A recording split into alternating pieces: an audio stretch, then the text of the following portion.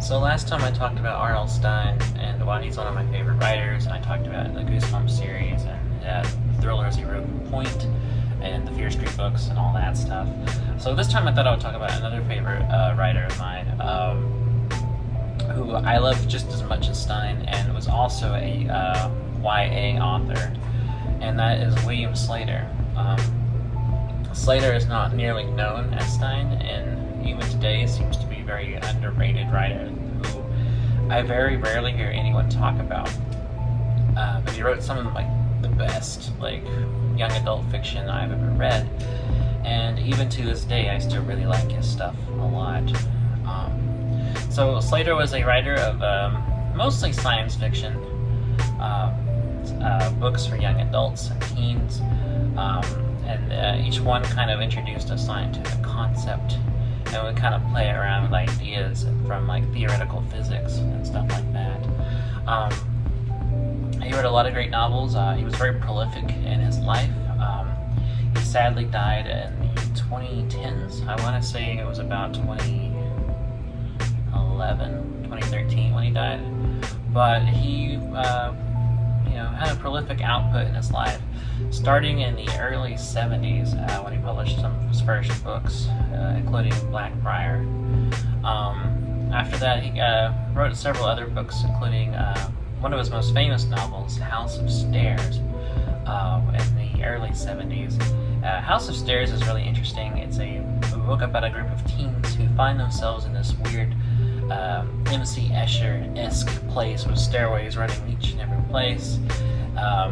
And it definitely is kind of a novel about human behavior and behavioral modification, because they find that in this weird place, some unseen forces are providing them food and rewarding them for certain behavior and punishing them for other behavior. It's been a while since I read it, but I remember reading it in high school, and it always stuck out with me. And even to this day, it's one of the most unusual novels I've ever read, and has a very interesting premise. During the 80s, he wrote some of his most famous stuff, including the novels Singularity, Interstellar Pig, Others See Us, and The Boy Who Reversed Himself, and some other great books. These are all interesting. Each one of these kind of plays with scientific concepts. Singularity being my favorite novel of his, is about two brothers who spend the summer out at a recently deceased uncle's house to house sit before their parents come. And they find out their uncle was a scientist who had all these really weird skeletal remains of all these weird creatures, and they find out that there's a house, a guest house or a playhouse behind his house that actually holds a singularity and has weird stuff going on with space and time, and they find an interdimensional portal in there, in the sink, and these weird things are coming through from the other side. It's pretty fun, and it's definitely kind of an introduction to concepts about time and space, and introduces these ideas in a way that's entertaining for younger readers. And that was kind of his forte, was taking scientific concepts and then introducing them in a fun story that was kind of entertaining and fun. And Singularity is to this day one of my very favorite novels. I've read it a few times and it never gets old. One of my other favorite novels was from the early 90s. It was called Others See Us, which is a novel that talks about telepathy. And basically it's about a young a teenager who goes to a family reunion that his family has every year. And while riding his bicycle, he falls in a swamp that when he emerges from, he finds out he's able to read people's minds. And he has a cousin that he has a crush on, that he starts reading her mind, and he finds out she's not exactly who she presents herself to be. And then later in the story, she deliberately, when she figures out what's going on, she jumps in the swamp so she can gain these telepathic powers. And it's a fun story, and it's kind of like about a war between their minds, and it eventually advances to the point where they're like blocking each other from their minds, and they're invading each other's minds, and it's a good book, and it's a lot of fun. And that's the thing about him. He wrote really fun, interesting stories that introduce these kind of cool science fiction concepts. He wrote another great novel in the early 90s called Strange Attractors, which has to do with multiverse, time travel, things like that, and it's a lot of fun. And characters hopping back and forth between the past and the future, and alternate timelines, that are created, and talking about how events in the past can change timelines and things like that. It's a good book, and I just read it a couple of years ago, and I'd never read it before, so I recently read it, and I liked it a lot, as I already said.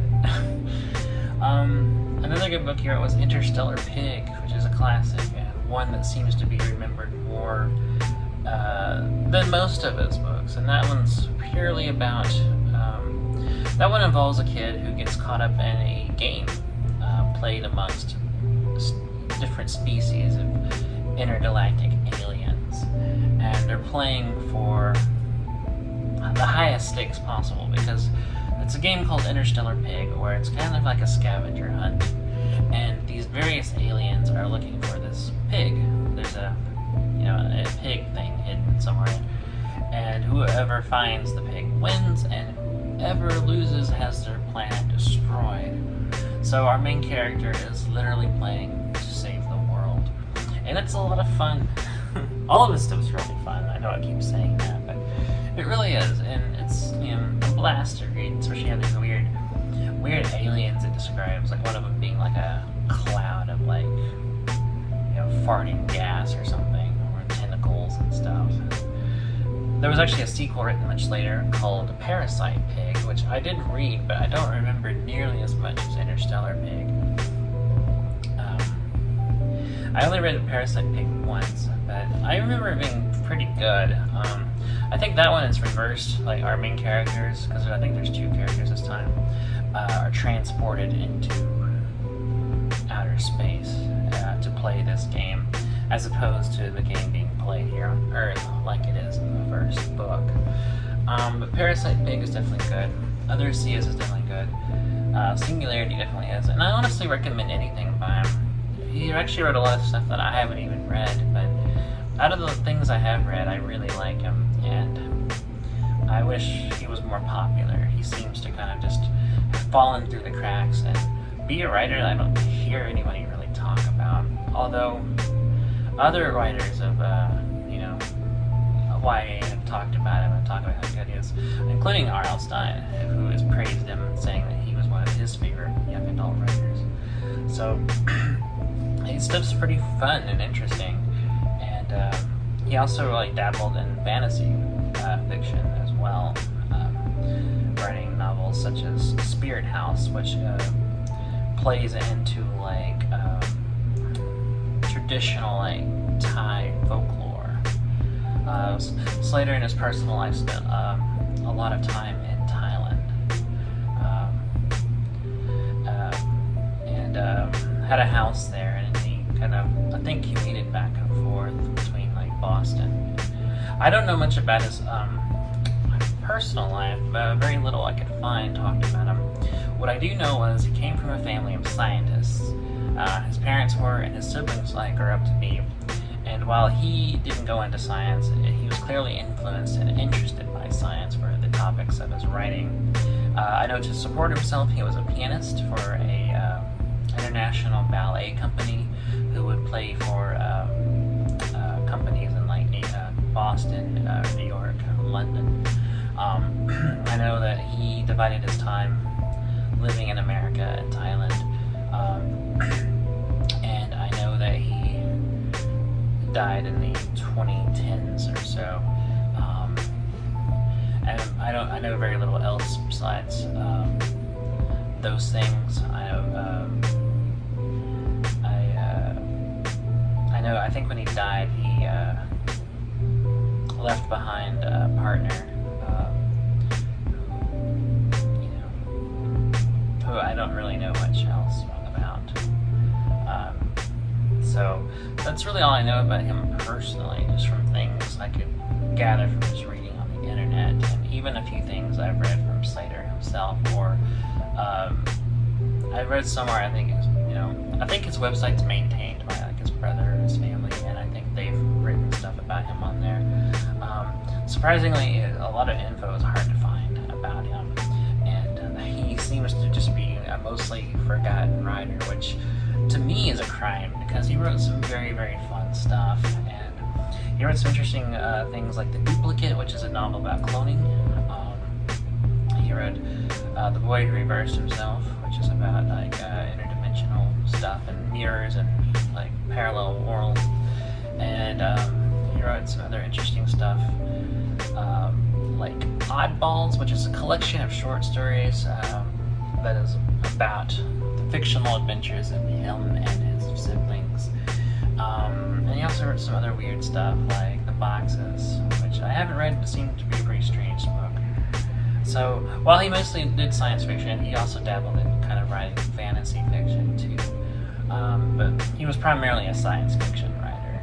And I wish that he was more popular today, because he just seems to be a writer that everyone's kind of forgotten about.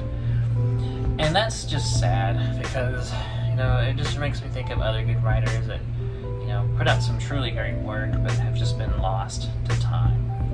And he is an unsung hero, both in young adult fiction and science fiction in general. So if you're interested, I would recommend the following books: Singularity, Others See Us, Interstellar Pig, The Duplicate, The Boy Who Reversed Himself, I Left My Sneakers in Dimension X, Oddballs, The Beasties, The Night the Heads Came, The Green Features of Tycho, and I would say it's a good one to close with. Strange Attractors. I think that'd be a good one also to check out. But he wrote many other novels, and a lot of them I haven't read yet, so he still has plenty of fiction out there for me to get to. And I think there's something really cool about that.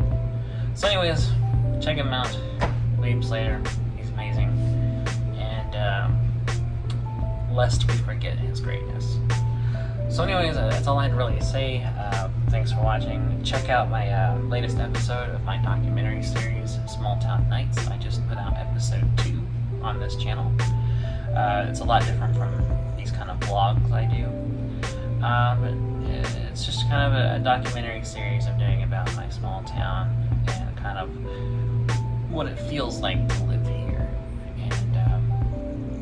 And just kind of like it's kind of my attempt to kind of capture the feeling of like a night, a typical night, and living in my hometown. So check out Small Town Nights episode 2 on this channel. I'm really proud of that video, and I think it turned out really, really well.